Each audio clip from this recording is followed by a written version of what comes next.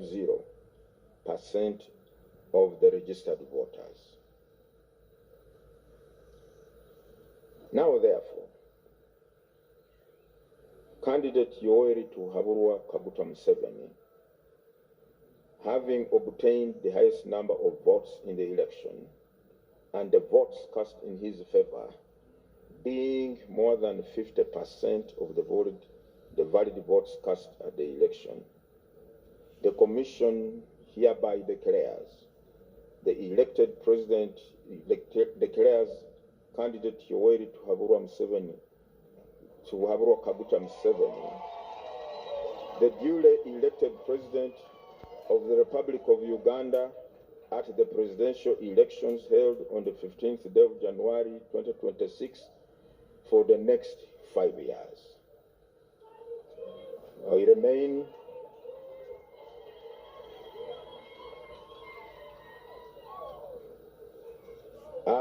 together with my colleagues, Justice Byabakama Mugenyi Simon, Chairperson, Hajat Aisha Lubega Basajja Naku Lubega, Deputy Chairperson, Honorable Tashiba Stephen, Commissioner, Emerald Peter James, Commissioner, Dr. Kayunga Sali Simba, Commissioner, Honorable Okelo Antonio, Commissioner, Baine Mario Bright Caroline, Commissioner, Richard Babo Kamgisha, Secretary, hereby append our signatures to say the results.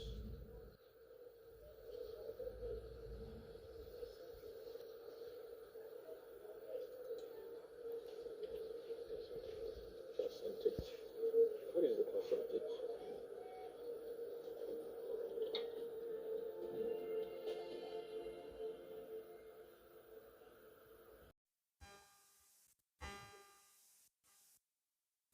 Ndabasuhuje mwese abankurikira kuri Umusingi TV, ndabasuhuje cyane, mwiriwe muraho, ntabwo twaduherukanye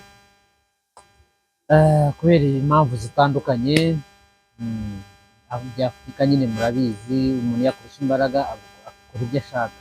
Natwe baturushije imbaraga badukoraho interineti guhera ku wa kabiri kugeza uyu munsi nibwo igarutseho. Mbahaye ikaze mu kiganiro ni Gatera Stanley nk'uko bisanzwe.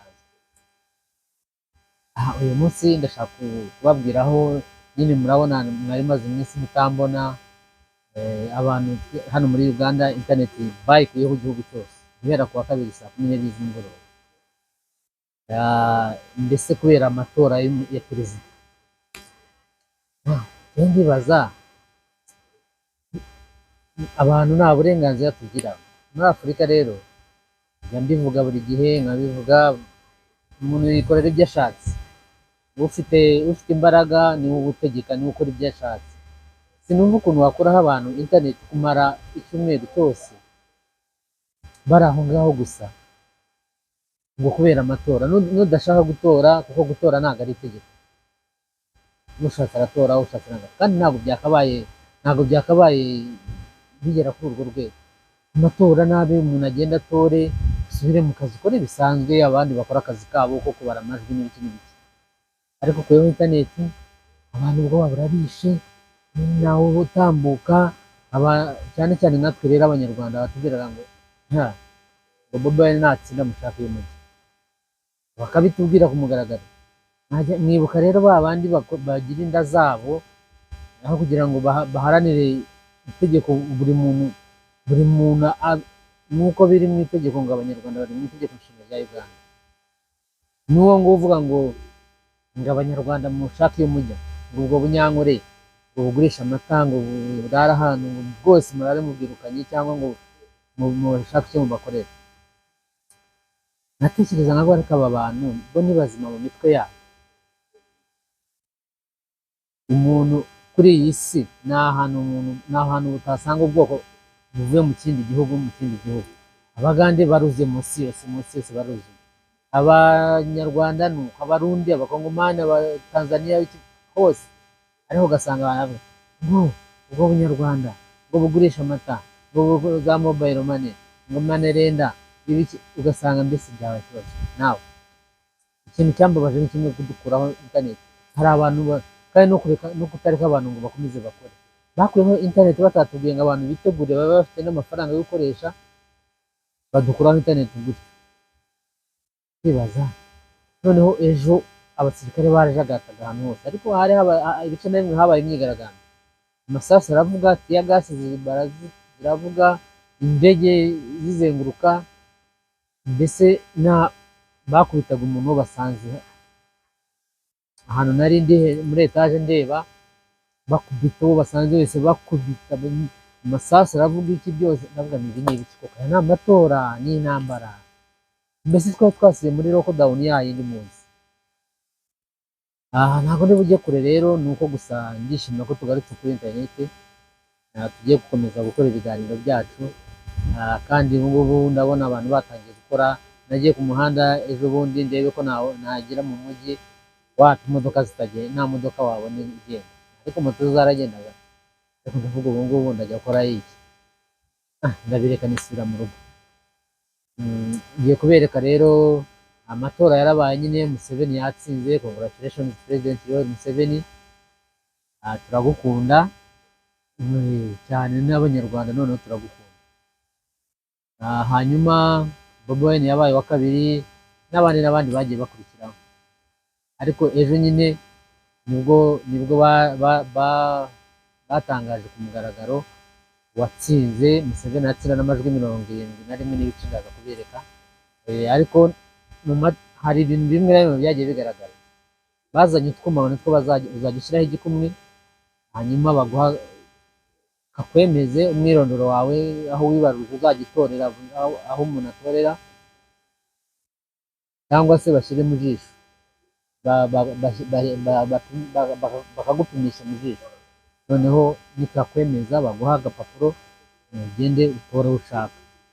Utwo twuma rero twaguze amafaranga menshi, ariko twaranze na Perezida Museveni yaragerageje karanga, mu jisho niho bashyize karakunda, igihugu cyose twari twanze, kandi gutora bavuga ko bigarukira saa 10, abandi byageze saa 4 bataratangira gutora, utwuma twanze, kugeza ubwo komisiyo y'igihugu y'amatora bivuze ngo mukoresha uburyo bwari busanzwe bwari register, hano muri register bazatora.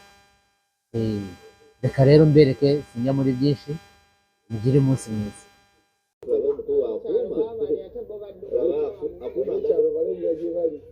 Akumanga bakamutumisamu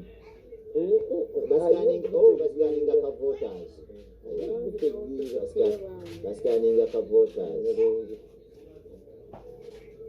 akati balonda ntinga kumbuli anedda kaluka cyama tebakogera genda mukawo janga kalukawo tebakogera kabaka cyama aba social nebalanga ngo kubanga muba ngati ngujye mbubala ntika kakasiba mukuru bati bamuwaka akaisa mukuru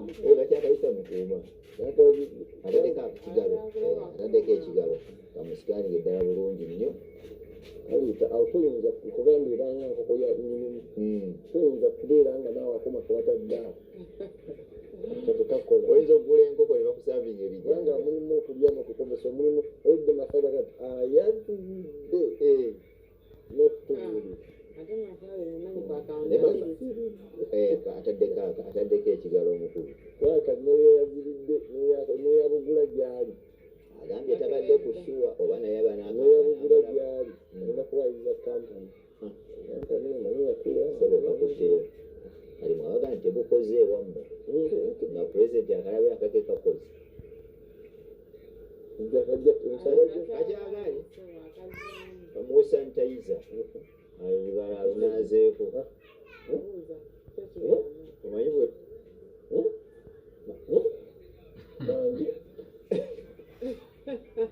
nagambye kajja kukola jasiti omwana kati asetinga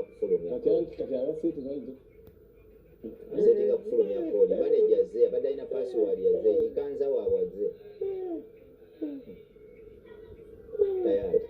tayari naye sirajanze ne bwembeera ne bwekaba tekakupiikinze kugamba muzeyi kiryo akamanyi alabika muzeyi akamanyi bigenzemu okunyonyola information nino kasimanyi oba nnyonnyola nti abanya president ono aliwa n'akajaketi nino liiso kati kayise mu liiso ate mugamba nti jaku masiki liiso ate liiso lirimu masiki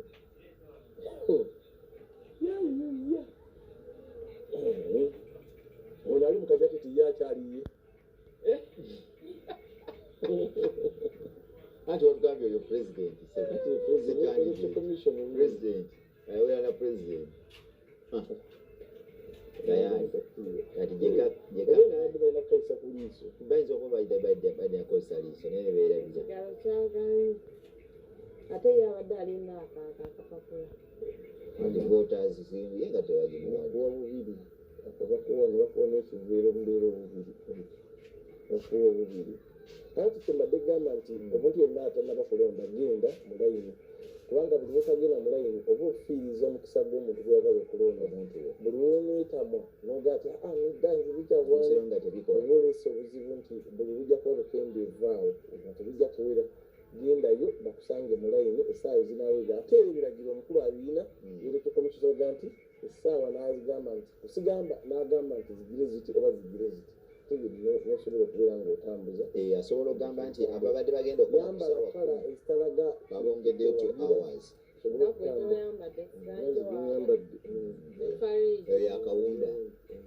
yakawunda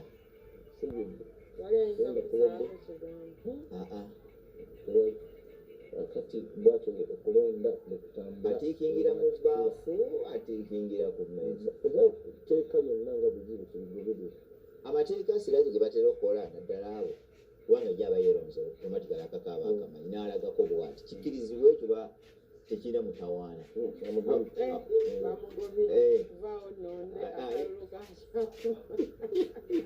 anti kati mp ono tayagala ono amanye mukigalo nzikwata tinayikola mp oyinza okuba atasobola ate nga yabadde nga bakwasa nga yakubiriza yabadde mu kitundu ekimulagala independent atakiwagira takiwagira agamba abantu balina rallinga behind kati omuntu ekigobizaawo oliki naye abalonzi kati akolanga example bokusaba abalonzi bakyali budde bukyali baana bakyalonda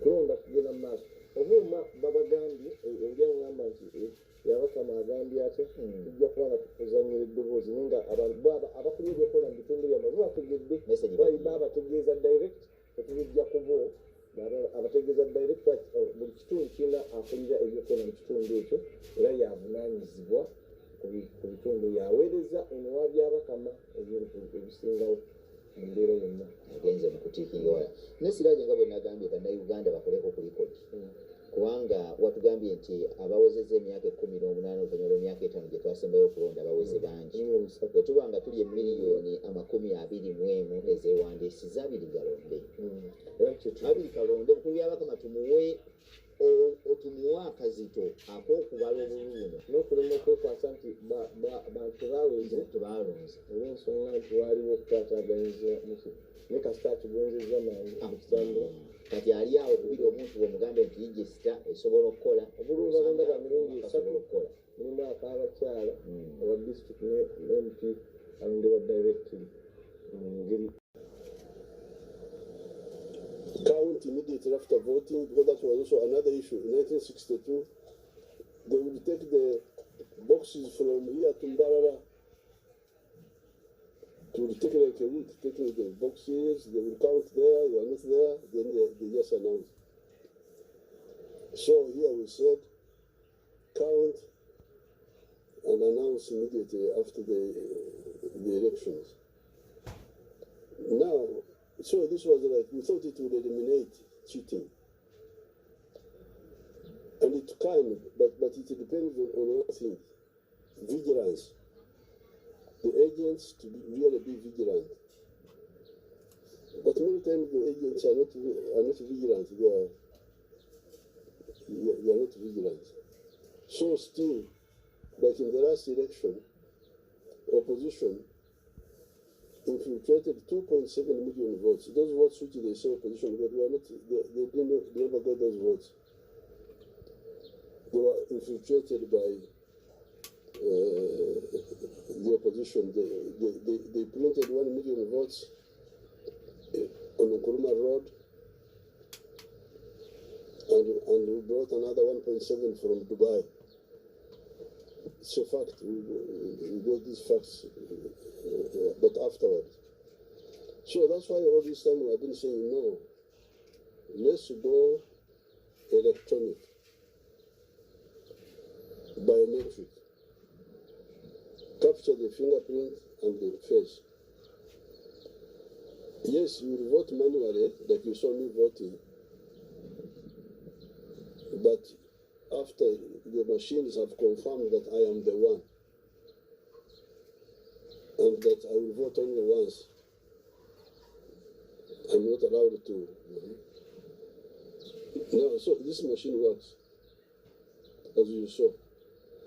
But some people feared it, didn't want it to work. Some people feared it. Some people feared the machine. They fear the machine. They don't want the machines to work. So this morning, being a guerrilla, I get up early. I'm not like you people who condens. Condens. Who condens. Abaganda banikigambo kye bannange. Oversleep.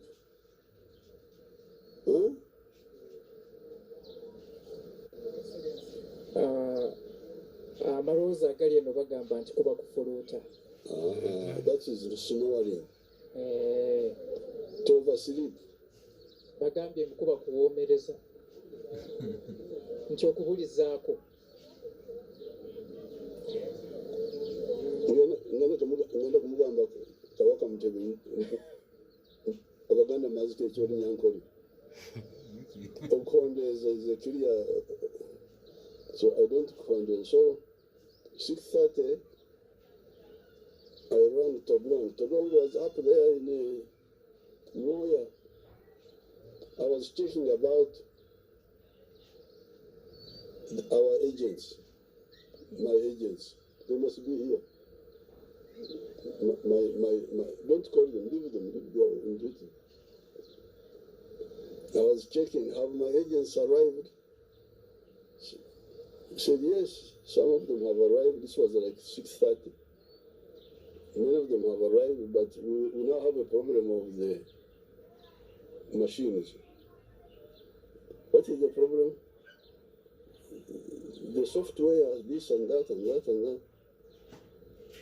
Then I checked now with the engineer Shiba. I hear stories about the machines. Then Shiba said the machines have no problem. But the people some people in the Electoral Commission delayed to bring their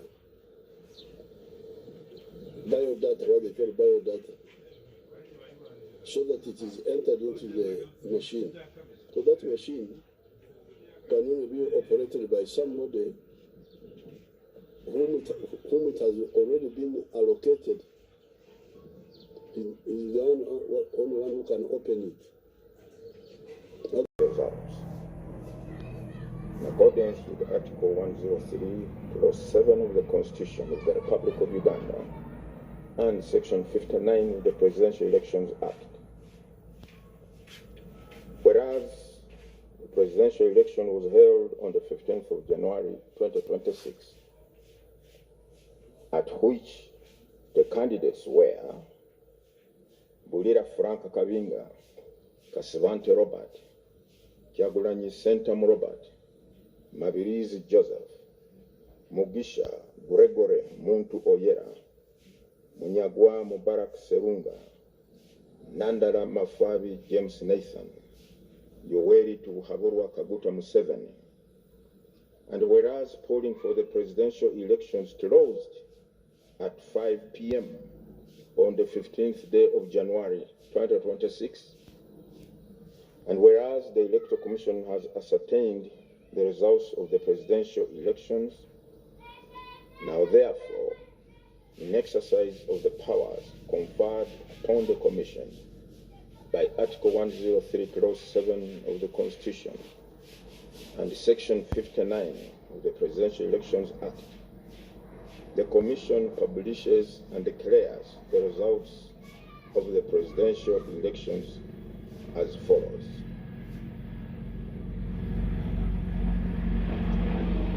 Muri Frank Kabinda, 45,959 votes.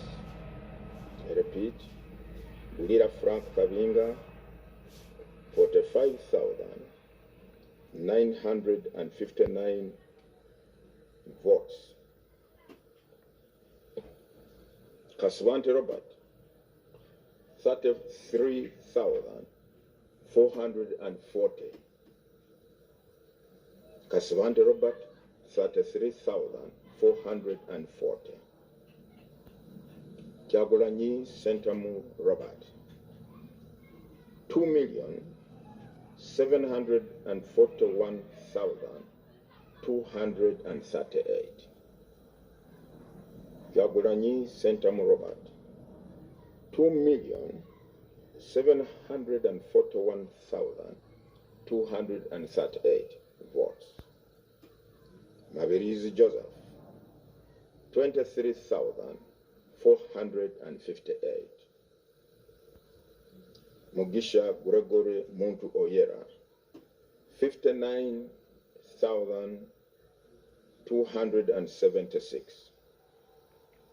I repeat, Mugisha Gregory Muntu Oyera, 59,276 votes.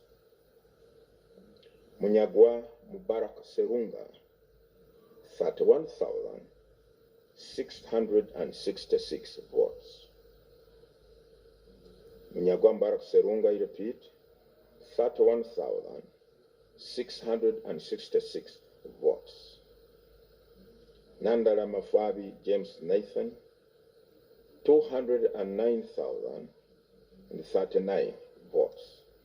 209,039 votes. Yoweri Tuhaburwa Kaguta Museveni, 7,946,772.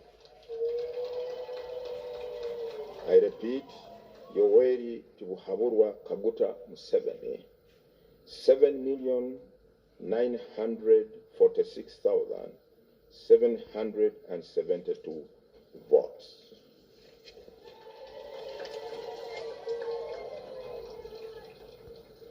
Total number of invalid votes cast is 275,353. Total number of invalid votes cast, 275,353, amounting to 2.42% of the votes cast.